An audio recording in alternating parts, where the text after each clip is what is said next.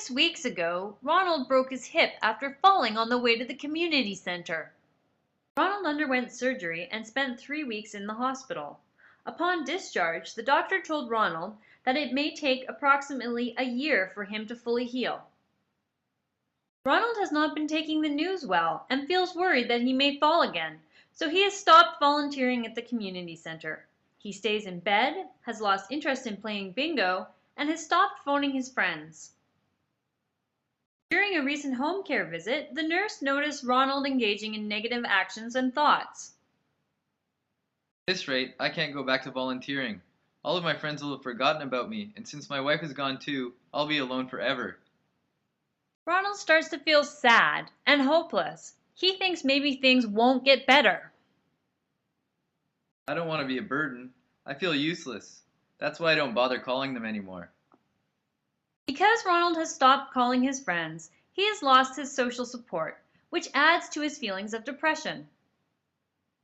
Based on Ronald's thoughts, emotions, health, and actions, the home care nurse believes Ronald may be suffering from mild depression.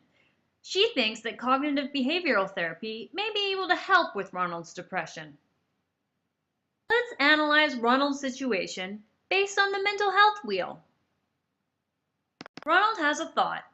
All of my friends have forgotten about me, and since my wife is gone too, I'll be alone forever. Thought impacts his emotions. He feels sad and hopeless.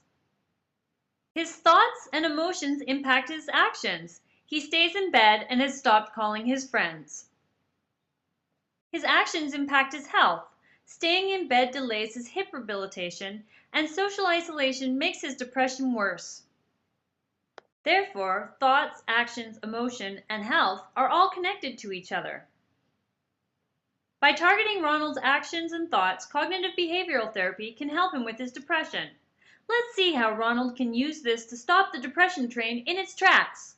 One day, Ronald started to feel hopeless about his recovery from surgery. He learned in a recent cognitive behavioral therapy session that when he feels down, he should engage in an action that is enjoyable. Ronald decides to phone one of his friends from the community center. This is a positive action. Ronald's friend answers the phone and says, "Ronald, it's so nice to hear from you. All of us from the community center were worried about you." Ronald is relieved to hear that his friends have not forgotten about him. This impacts his thoughts. Ronald thinks to himself, "My friends still remember and care about me. I am not alone." Ronald's thoughts impact his emotions. Thinking about his friends and realizing he is not alone makes him feel happy. Ronald's emotions help his health. He is motivated to see his friends at the community center again, so he works hard to rehabilitate his hip. Ronald was able to identify actions that would help him stop that depression train in its tracks. With practice and the help of his therapist, Ronald begins to feel less depressed over time. Therefore, he will be able to make better decisions about how to care for himself.